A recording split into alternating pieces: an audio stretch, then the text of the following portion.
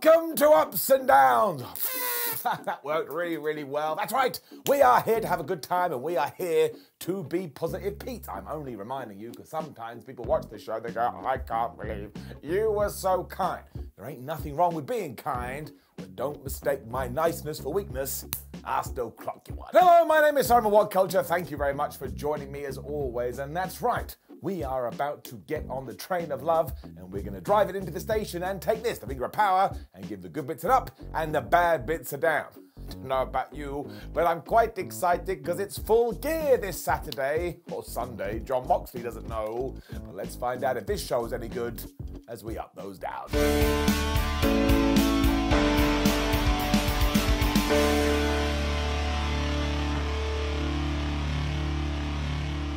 So you cannot say that AEW doesn't give us top-tier matches on Dynamite because the first one this evening was Sammy Guevara and Chris Jericho taking on Bryan Danielson and Claudio Castagnoli. I mean, that is a lot of star power. It also ties right into their respective groups, and we're going to have this four-way at Full Gear for the Ring of Honor World Championship. I tell you, this Blackpool Combat Club, they are obsessed with their elbows, and they're obsessed with taking their bow and just smashing it into people's faces. Because straight away, Danielson and Claudio was like, should we do it? Yeah, should we do it? And they went with the bow. Castagnoli was also doing stalling suplexes like it was nothing. And he's so strong, I want somebody to come and give me answers. Chris Jericho is such a wonderful asshole. Because last week, Sammy, when he was taking on Bryan Danielson, had gone poop and gone after his eye. Somewhere Rey Mysterio was like, something bad has happened. So what did Jericho do here when he needed to turn things in his favor? He went after Bryan's seeing device. Worked very well. The Jericho Appreciation Society also did their pose at one point, so they must have touched the right analog stick. And there was this one time where Sammy Guevara chopped Bryan Danielson. He was like, nope. But then was some shenanigans with the referee. So Christopher got Floyd the baseball bat and he just smacked him right in the face. Like, damn it, you shouldn't have done it. We then went to town on the American Dragon for a while, and Ring of Honor commentator Ian Riccaboni had a really good line where he was all like, oh, look, Chris Jericho is becoming everything he hates because he's now a great ROH champ. And I was like, yeah, that's pretty good. And around this time is when Bryan got his mojo back. He just came flying out the corner. He made the hot tag to Claudio, and as we know, Castagnoli has one of the best hot tags in the game. And my homework for you today is to go out there into the real world and say that sentence to a normal human being. Claudio Castagnoli has one of the best hot tags in the game, and they will look at you like you're scum. He also hit this springboard uppercut that was absolutely stupid, and just as he was going for the big swing, the tag klaxon went off. Apparently some strange animal entered the room. Because Sammy stopped that and took out Danielson with a dive, so Jericho was like, okay, cool, I'm gonna lock Claudio in the walls, when all of a sudden Danielson was back and he broke that up with a drop kick. What? This is when we reverted back to Bryan and Guevara, so they had a brief stare down because they did fight 7 days ago and then they just got back into it. And do you know what Sam did right away? He went after the eyes. I was laughing because I'm a very disturbed individual. They got even more crazy because we had the bell locks, we had GTHs, there was biting people, there was a super cutter, there was a lion soul. And eventually everybody ran into everybody else and they all fell down. It's absurd. It all led to the Blackpool Combat Club making a tag, and while it kind of looked like Jericho would be able to do as well, he was like, nah, I'm going to go for Floyd, which was the biggest mistake because Claudio stopped that. He gave him the big swing. He locked in the sharpshooter, and if you can believe it, Chris Jericho tapped out. I didn't see that coming. My face was all like, oh, I can't believe it. It probably means Claudio's not winning the weekend. Also probably means Jericho is, but it doesn't matter because it planted those seeds. And also, this was just so damn good. Getting it up. Quick video for MJF versus Moxley, given they are main eventing Full Gear. They made it feel like a big deal. When we had another video where Darby Allin was in a body bag, and then he got out of the body bag, and he's in a car with Sting, and he was like, wait. Weird. We also cut to Jay Lethal and his crew and Jeff Jarrett after this, and Jeff was all like, oh man, Sting, we've been fighting for ages, and this weekend we do it one last time. And I was like, I like to believe you, Double J, but the last time you said that, I probably thought it was the last time. As it turned out, it's not the last time. Despite all my criticisms with this recently too, I can't lie. Now we have got here. I'm so damn excited. Just didn't think this would ever happen. The Acclaimed then debuted their new music video. I'm just gonna say bless them. Bless their cotton socks. They're the best. You just gotta go and watch it, because not only was Paul White in this as Captain Insano, which is insane, because that is a character from an Adam Sandler movie of about 25 years ago, but they also had a couple of guys playing Keith Lee and Swerve Strickland, and the Swerve Strickland character kind of looked like Repo Man, so I was having the best day ever. It also ended with the Acclaimed and Billy Gunn kind of skipping down a beach, holding hands, so I just thought this was truly terrific. I love goofy wrestling, and while we can't do all of these all of the time, I like the fact that we kind of pace them out as they do, and these two never ever miss. I'm giving it up. It also meant it was then time for Swerve Strickland versus Anthony Bowens to tie into the tag team title match at the pay-per-view. This was good too. Max Cass got a Jay Leno reference in during his rap, so he was on point. And once again, Daddy Ass Billy Gunn attacked Swerve before this began, and you would do that. Strickland injured his scissoring hand, and if you can't scissor in 2022, what is even the point? It was so bad the referees had to drag him away, and oddly Max Caster left with him as well. And this is when Swerve implemented his plan. He's clearly been playing a lot of video games, because he was like, if I destroy that arm, and if I hurt that arm, not only will I win here this evening, but when we get to Full Gear, Anthony Bowens is all going to be wibbly wobbly, and I can probably win the titles. That's what he did. Anthony was also bleeding from the mouth during this, so he looked like such a badass. And at one point, I tell you, Swerve did grab his limb and just gave it a snap so horrible it made me go oogly boogly. But then he hit the Swerve stomp. Somehow Bowens kicked out. Somehow Tone was still able to go for the most devastating move in all of sports entertainment, but he wasn't able to hold it down, probably because of his arm, when Swerve just hit the JML driver and he pinned him for the 1, 2, 3. And the commentators were on point here too. They were like, oh no, Anthony Bowens is injured. This is gonna be a problem. So this really was a good story, because now I do have a tiny bit of doubt deep down in my tum-tum that maybe, just maybe, Swerve and Our Glory will become the tag team champions. Even though back into my brain, I think the Acclaimed will retain and they'll go on to take on FTR. But this is getting up. All of it has been a barrel of laughs. The promotion then continued as we had a video for Nyla Rose versus Jade Cargill for the TBS title. And as I've been saying for weeks now, somehow Nyla Rose just needs to hold on to the championship. Like, I don't think she's going to win, but I want this storyline to continue forever, because every time Rose is on television, she's really, really funny. It also allowed Tony Schiavone to get into the ring, because he was going to be interviewing Samoa Joe, and I tell you, this guy. Because he wanted to know about Joe's shocking actions last week, and Joe was like, what shocking actions? What shocking actions are you talking about? I don't remember seeing anything shocking. What I do remember is Wardlow running his mouth, and now he had to suffer the consequences. It's a good point, Samoa. I can't argue. He's definitely a bad guy, though, because he did turn on the fans and said, I'm not going to play the victim like any of you, and basically challenged the entire locker room to come down to the ring if they had a problem with him. This brought out Powerhouse Hobbs, who was like, listen, who's been kicking ass recently? It's me, and I'll kick your ass too. When Wardlow must have teleported in for the Starship Enterprise, because he attacked Samoa Joe from behind. He whooped him for a while, and given there was a bunch of commotion with everyone coming out saying, stop, stop, please stop, Wardlow hit the ropes. He did this dive over the top, and have you seen Ward? He's not a small man. This three-way got announced at the pay-per-view too, and it is officially my most anticipated match. Big men slapping man meat.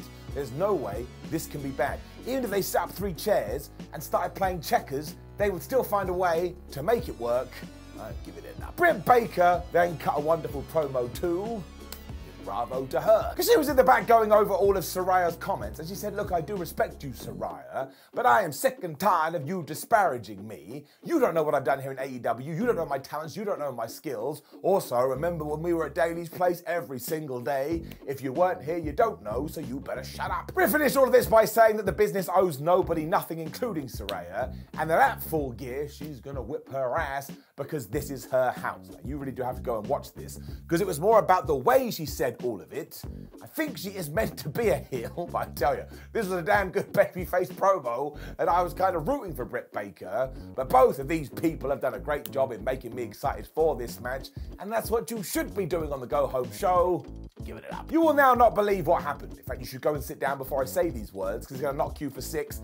But we had a match between the Death Triangle, Top Flight and AR Fox, and it was absolutely flipping brilliant. It puts me in a bad position because it's one of these matches again where I cannot stand here and recount it because I won't be able to do it justice. So instead, what I'm going to do is focus on Dante Martin and ask who gave him the cheat code to professional wrestling. Because at one point he was by the ropes and he did this springboard flip thingamajig, but he never used his hands. He just jumped onto them and went whoop, and then he landed on his feet. And he did the same thing later with a leapfrog. I understand how any of this is possible. Dante Martin is just something else entirely. The returning Darius Martin was the same, especially given everything that he has gone through. That man is basically a hero. But then again, you could say the same for every single person in this match. Like AR Fox smashed his opportunity, and we know the deal with Death Triangle. Everyone was just flying around all over the place. And I don't see how you can't be entertained by this. I mean, if you're not fair play to you, I think it's crazy. I mean, the face-off between Fox and Pac I had to watch twice because I didn't actually understand it the first time I saw it, because it was nuts. And at one point, Pac just got thrown so high in the air like he was headed to the moon before his ass got cut. Well, not his ass, but you take my point. We then got this cool three-way drop kick by Death Triangle 2 when Darius got the hot tag and he was able to run wild. And then the tag klaxon went off and it was just dive, dive, dive, dive, dive. I mean, it was literally raining men. So honestly, just find 15 minutes today to go and watch this and be like, tee the whole entire time. And it finished when Death Triangle had built up all their meters. They all hit their finishing moves. Pac hit the Black Arrow onto Fox, and he got the 1, 2, 3. Just terrific. Fun and entertaining and wonderful and beautiful. I am giving it up. You know that Pac is super angry these days too, so he took a microphone and he's like, listen, do you think we don't watch the show? Do you think we're buffoons? Of course we're not stupid. Of course we're not fools. We've seen what's been going on. So hey, the elite, if you want to take us on at Full Gear, maybe we should just get to it. This is when we cut to the Full Gear graphic too, and we saw Death Triangle on one side, and then somebody just like applied a crossfade on the other side of the screen.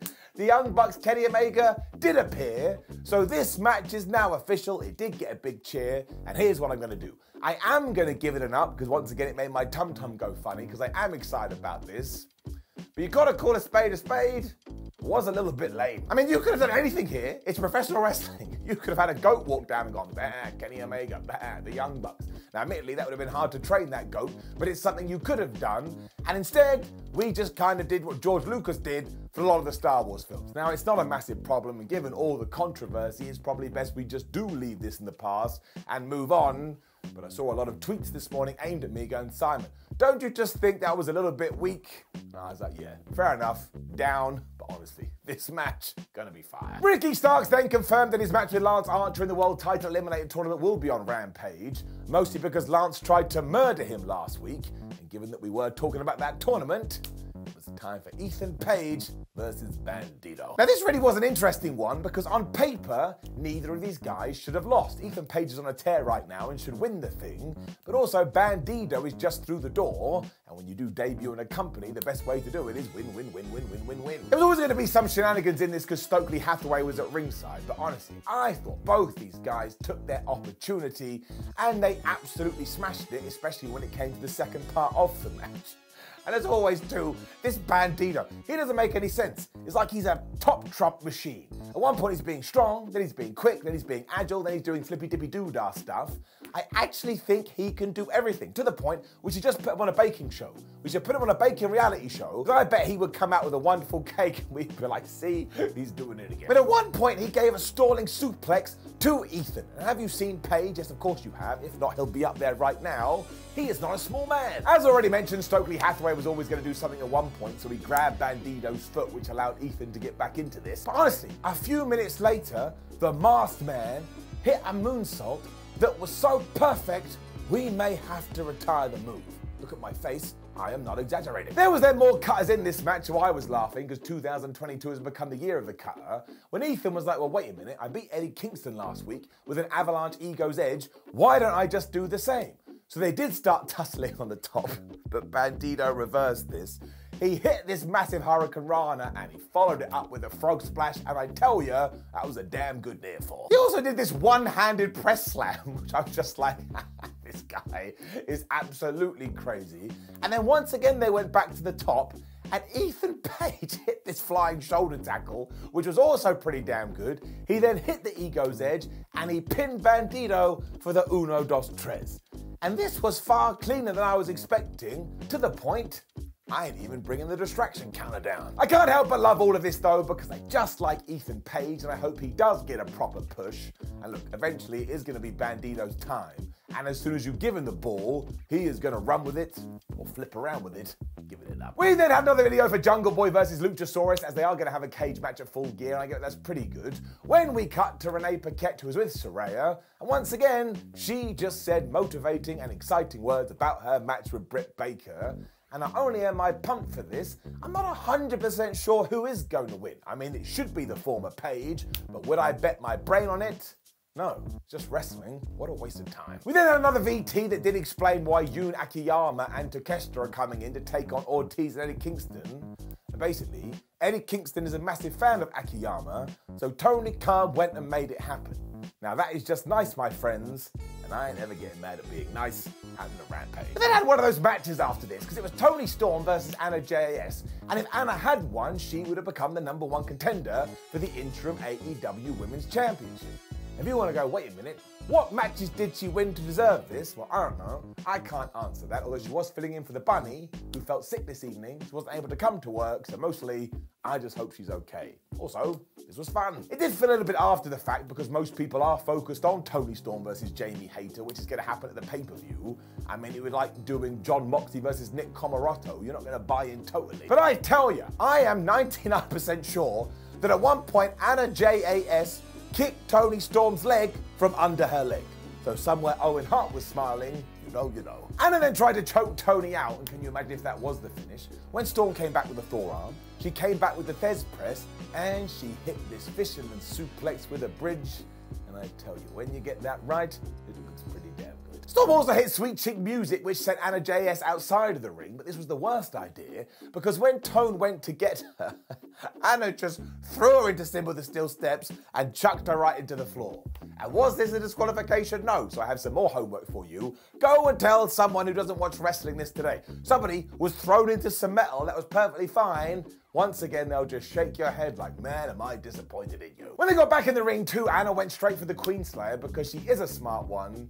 Very sadly for her, this didn't work. She ended up in the corner. She got slammed with that Sweet Cheek Music again, which always looked like it sucked. Toni Storm locked in the Texas Cloverleaf, and Anna Jay tapped out instantly, which I always appreciate. I like an instant tap out. Jamie Hayter was out like a truck after this too, so she could stare at Toni Storm, because I've already told you, when you do stare at someone, it means important things are going down, and all of this has been ticking along very nicely, and at the pay-per-view, we should do one of two things. Britt Baker screws Jamie Hayter so we can start that feud, or Jamie Hayter should win the title.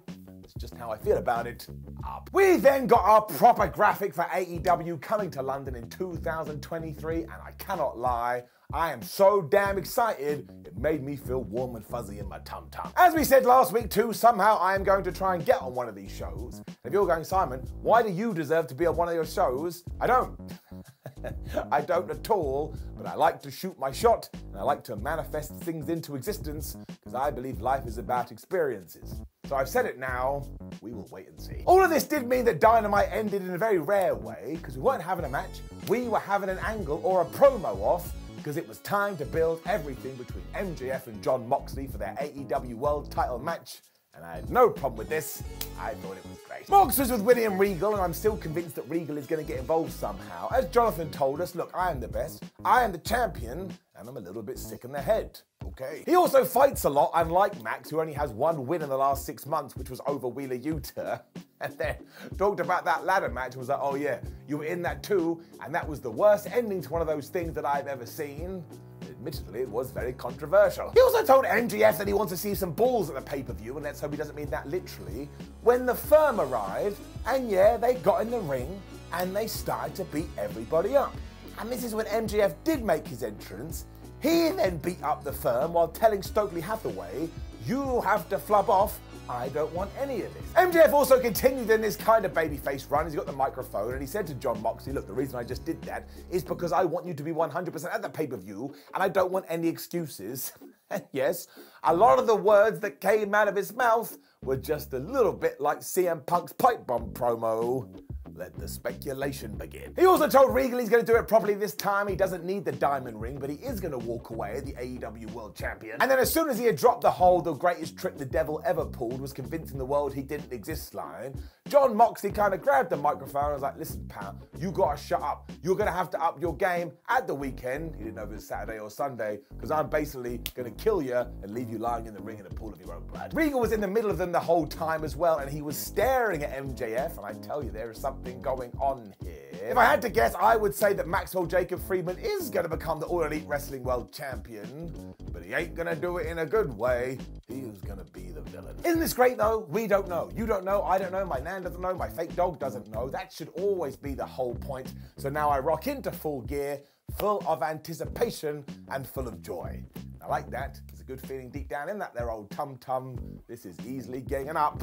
It is gonna be a blast. Which did indeed bring us to the end to Dynamite, and I thought this was a very good show. They always seem to understand and know what they're doing. When we do have a pay-per-view just around the corner, giving it up. Now please do leave a comment below and let me know what you thought about last night's AEW Dynamite. Like the video, share the video and subscribe. Head over to whatculture.com. We will keep you up to date with all the latest news, including those AEW UK dates as soon as we do know. Follow us on social media at WhatCulture WWE and Simon316, and go and watch more ups and downs videos.